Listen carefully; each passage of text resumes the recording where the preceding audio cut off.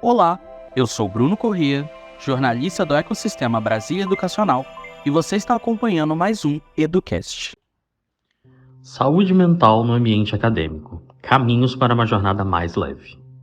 Busca por produtividade excessiva e cobranças tem consequências para a saúde mental de alunos e professores. Atenção!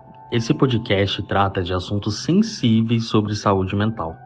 Caso sinta algum desconforto sobre a temática, você pode optar por retornar em algum outro momento. Além disso, se precisar de ajuda, pode contar com o apoio do Centro de Valorização da Vida ligando 188. O serviço é grátis e funciona 24 horas todos os dias da semana. Entre os estudantes, uma rotina pesada de estudos, cobranças por alta produtividade e hábitos diários muitas vezes longe do ideal. Entre os docentes, excesso de trabalho, cobranças por alta performance e dificuldades em conciliar os afazeres com a vida pessoal. Não é de hoje que a saúde mental no ambiente acadêmico é foco de atenção de especialistas da área, mas os fatores que influenciam para que esse ambiente seja tão desgastante ainda são pouco difundidos.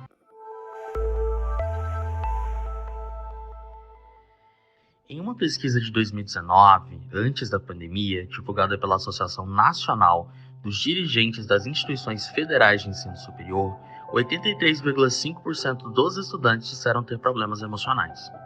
Uma outra pesquisa da Universidade Federal da Bahia, com cerca de 509 alunos da graduação, apurou que 78,6% passa por algum tipo de transtorno mental. Os números mostram que a sensação de adoecimento mental é quase que generalizada na comunidade acadêmica. Alguns estudos também mostram que a maioria desses estudantes nunca buscou auxílio psicológico ou psiquiátrico.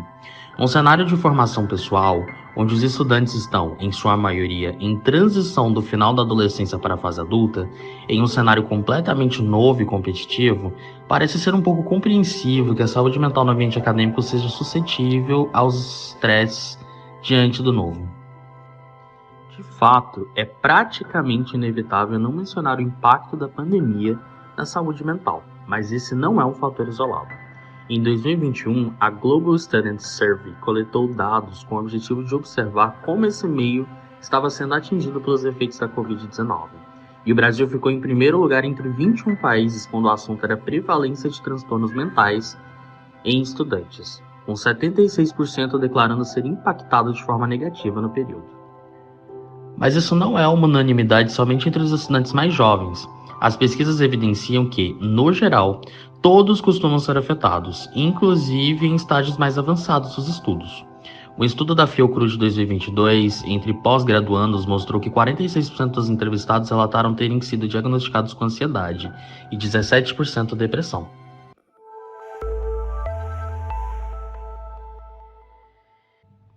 O cenário de problemas com saúde mental no ambiente acadêmico também não é exclusividade das instituições de ensino brasileiras, já que um estudo da Universidade do Kentucky, publicado em março de 2018, mostrou que doutorandos são 6 vezes mais propensos à ansiedade e depressão que a população em geral. Quando se fala nessa temática, são quase unânimes as queixas de hostilidade nas relações interpessoais, em especial as relações entre alunos e docentes. Muitos estudantes, quando se deparam com o curso dos sonhos, não imaginam que, pela frente, irão enfrentar situações desafiantes com seus docentes, incluindo cobranças desenfreadas e tratamento bem aquém do esperado. Mas é bem verdade que, entre os docentes, a realidade também não é fácil. Além de conciliar uma vida pessoal com a profissional, muitos professores também atuam fora da vida acadêmica e há forte sobrecarga de trabalho. Eles também são muito cobrados pelo seu desempenho, levam para casa grande quantidade de trabalho e enfrentam em sala de aula desgastes na relação com os alunos. Para a docente do curso de Psicologia da Faculdade Unibras Santa Inês, Raniele Gomes, é preciso que todos da comunidade acadêmica repensem os tipos de relações que estão sendo construídas. Segundo Raniele, ela já se deparou com situações de adoecimento mental de alunos por conta de relações abusivas de docentes, principalmente quando ainda era mestranda e acabou presenciando o adoecimento de colegas. Então, Bruno, infelizmente são dados que nos mostram muita coisa. e nos trazem muitas reflexões no sentido de que tipo de relações nós estamos construindo com os nossos alunos, se são relações respeitosas ou se são relações que não se reconhecem limites, que muitas vezes um professor, por exemplo, teve uma experiência ruim na graduação e ele não usa aquilo como para ressignificar e tentar levar relações melhores para os seus alunos. Pelo contrário, eu ouço muitas pessoas, né, da área docente falando assim: ah, comigo não foi fácil, então por que eu vou facilitar para os outros? E com esses dados eu lembrei, por exemplo, da época que eu era estagiária, né, estagiária na clínica, inclusive. E eu atendi um rapaz que estava no mestrado na época. E ele me falou que o motivo, né, da depressão dele surgiu justamente na relação com o orientador. E assim, na época foi algo muito difícil para ele, uma relação muito hostil de não ouvir, de não saber ouvir, de não ter uma relação flexível, né, de não ter um respeito mútuo, né. Então, esse jovem sofreu muito. Claro que não foi só isso, né? Teve outras questões aí da família dele, enfim. Mas foi um ponto que acabou desequilibrando muito, né? Foi mais ou menos um gatilho, digamos assim, para ele, né? Esse período dentro da faculdade com essa relação aí hostil com o orientador e com o contexto acadêmico também. E depois que eu entrei no mestrado, eu comecei a ter pessoas muito próximas falando as mesmas coisas em relação à relação professor e aluno. E aí eu pensei, né, abriu ali um gatilho, né, pensando como é que as pessoas têm construído suas relações, né?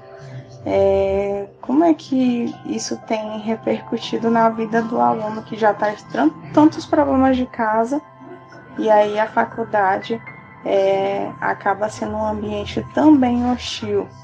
Não em todos os casos, claro, né? Para muitas pessoas é um refúgio, mas para outras pode ser um ambiente adoecedor também. No entanto, a docente também lembra que é preciso enfatizar a necessidade de atenção ao professor. Para ela, jornadas duplas, desvalorização salarial, cobranças excessivas por parte dos alunos, além de mensagens no celular a qualquer hora do dia, são fatores que pesam na saúde mental do docente. Perfeito, Bruno. Muito bem colocado, né? De fato, a gente passa por muitas situações, também muita cobrança, né? Principalmente porque a gente já sabe que é uma realidade, né?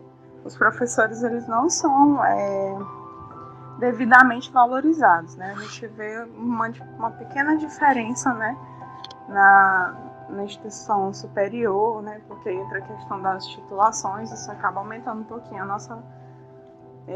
o nosso honorário.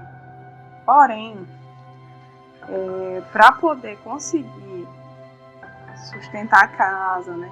Poder honrar com os outros compromissos, eu vou falar muito da nossa realidade aqui. Os nossos professores, eles não conseguem ser apenas docentes, eles precisam ser profissionais também. Então, na maioria, às vezes o professor está saindo de um plantão e já correndo para vir para a sala de aula, para poder conseguir, né, conciliar essas duas carreiras, digamos assim, a docência e a profissão.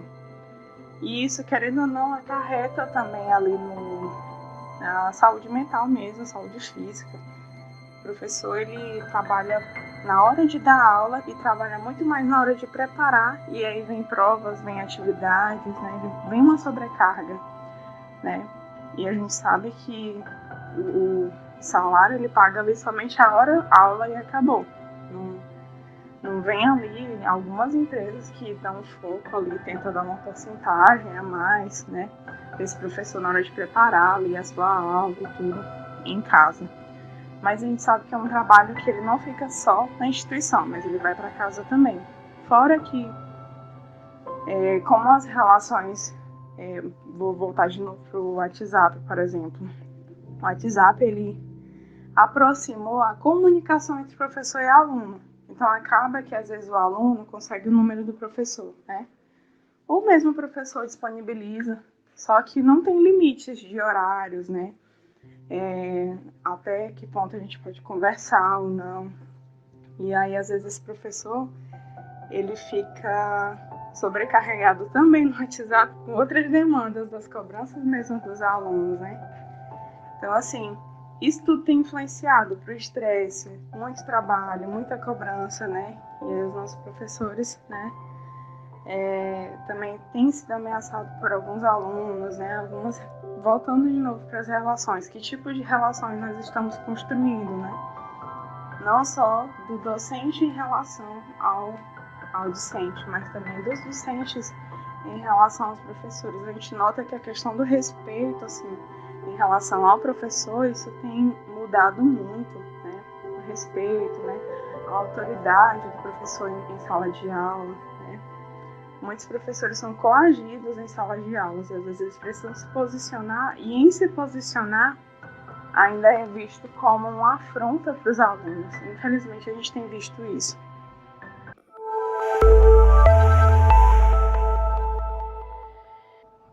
Para além das atribuições de profissionais de saúde mental, é importante também que, entre todos da comunidade acadêmica, haja uma conscientização. E nesse sentido, a pedagogia é uma área que traz imensa contribuição para a melhoria da saúde mental no ambiente acadêmico. O pedagogo e docente da Unibrasília AD, Rafael Moreira, explica que é preciso ter um olhar específico não só para o ensino superior, mas para o que vem antes, ou seja, nos ensinos fundamental e médio. Para o docente, é muito importante que esse aluno seja devidamente acolhido, mas também consiga criar essa autonomia e ser livre de certas dependências emocionais e afetivas, já que é próprio do ensino superior exigir uma maturidade diferenciada. Então, quando a gente pensa hoje no nível superior, nós temos que pensar na base, principalmente do aluno que chega, né?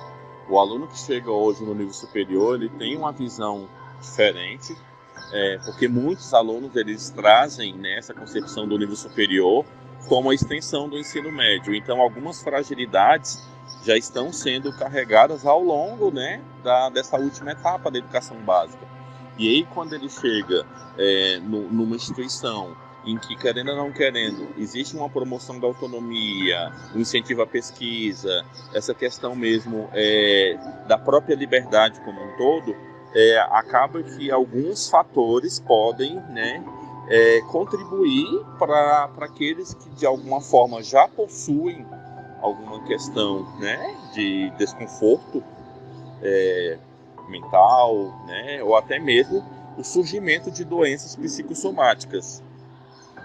Enquanto professor, eu penso que nós, né, e principalmente quem é da docência do nível superior, nós temos que fazer um trabalho inicial de acolhimento, mas ao mesmo tempo de dar essa liberdade e essa autonomia para que os estudantes não criem dependências, essas dependências sociais, emocionais, afetivas, porque o universo do terceiro grau, ele realmente tem características, né, de pessoas que trazem uma autonomia e uma maturidade diferenciada. Então, nós precisamos também entender que esses desconfortos, eles não são somente do nível superior, né, do terceiro grau, mas eles já trazem uma bagagem de algum passado e que talvez não foi acompanhado, talvez não foi orientado, talvez não foi, né, percebido isso. E aí no nível superior ele se agrava, porque tem essa potencialidade do próprio estudante não ter tantos vínculos igual ele construiu na educação básica como um todo. Ele também destaca a necessidade de, desde as etapas anteriores, deixar claro qual é o papel do professor. Para o docente, é preciso entender que o professor tem autonomia, que às vezes ele vai sim usar da sua autoridade e exercer o seu papel. Então, vamos lá. Muitas coisas colocaram a pandemia como um ponto de divisão, né? Como se antes da pandemia não tivesse algumas questões tóxicas, comportamentais, mas na verdade sempre existiu. Só que a pandemia, ela canalizou alguns comportamentos justamente pelo afastamento, né, pelo isolamento e até mesmo pela solidão. Quando as pessoas elas foram, né, para o mundo, né, para a escola, para o trabalho, para a diversão como um todo, elas estavam munidas de sentimentos que estavam guardados. Então, querendo ou não querendo, eu acredito, enquanto pedagogo, que nós precisamos entender um pouquinho mais sobre qual que é o papel da instituição escolar, seja ela escola base, ou seja ela instituição, faculdade, enfim.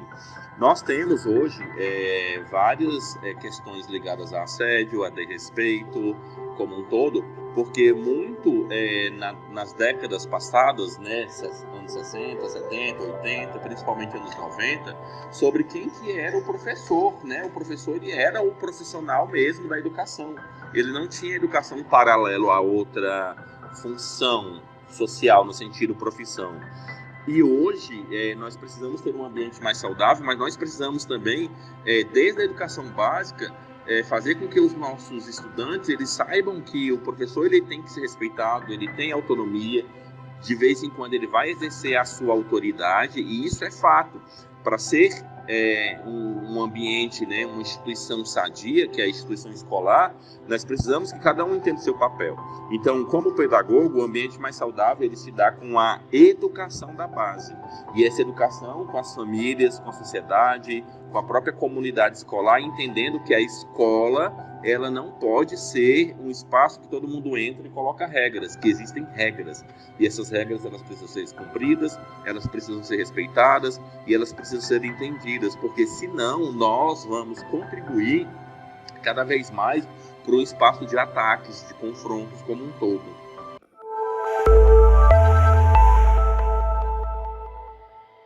Se atentando ao ambiente acadêmico, ele diz que é fundamental que se crie um clima para que todos possam se expressar e que se sintam à vontade e respeitados. Também destaca a necessidade de mobilização da comunidade, ações de conscientização e promoção de um clima organizacional mais saudável por meio de campanhas direcionadas. Pedagogicamente falando, nós precisamos ter um consenso sobre quem chega, né? Quem é esse aluno que chega, né? De modo inicial. Então, nos primeiros momentos, nos primeiros contatos, aquela escuta sensível, aquela fala, né, afetiva como um todo. Depois, nós precisamos também compreender sobre o reflexo comportamental dos alunos em sala de aula, né? Se estão trazendo os indícios, essas questões da retração ou da euforia, né? Porque muitas das vezes a gente acha que a retração ela é somente um problema, mas a euforia também é.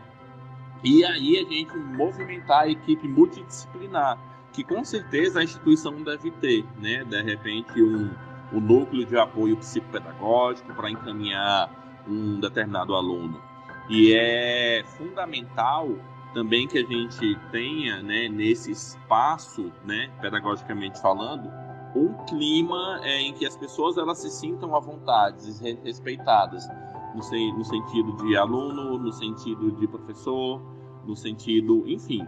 Então, tudo isso é algo que é necessário compreender. A pedagogia ela tem, né, focos, né, muito mais característicos desde a educação de base, né? Então, não é só uma questão lúdica, didática, mas de repente promover ações de conscientização na instituição, promover um clima organizacional através, né, de campanhas direcionadas, fazer momentos, né, lúdicos, seja ele atrativos, em momentos, né, distintos, e também fazer levantamentos, né, de quem são os alunos, quem são os professores, seja através de observação de alguém da instituição, seja através de pesquisa, essas pesquisas que podem ser feitas, né, como de repente uma pesquisa de clima organizacional, ou também, né, dessa escuta sensível, né, um bate-papo, fala com o diretor, a escuta do aluno, enfim, criar grupos, né, de representantes de turma, para que esses representantes eles tragam, querendo ou não querendo, uma orientação do que está acontecendo e por aí vai indo. Então existem várias questões, mas nós temos que conhecer também qual que é o propósito da instituição. O que a instituição quer? né? Qual que é o foco da instituição como um todo? A psicóloga e docente Raniele Gomes também é enfática sobre a necessidade de mobilização institucional. Ela acredita que tanto docentes quanto alunos devem ter acompanhamento psicológico. Na opinião dela, não precisa necessariamente ser acompanhamento clínico, mas deve haver mais momentos para que essas discussões sejam promovidas, pessoas sensibilizadas e incentivadas a buscar ajuda. Ela também relata que é importante compartilhar, conversar com os colegas e buscar ajuda profissional. Bruno Corrêa, Assessoria de Comunicação do Ecossistema Brasília Educacional.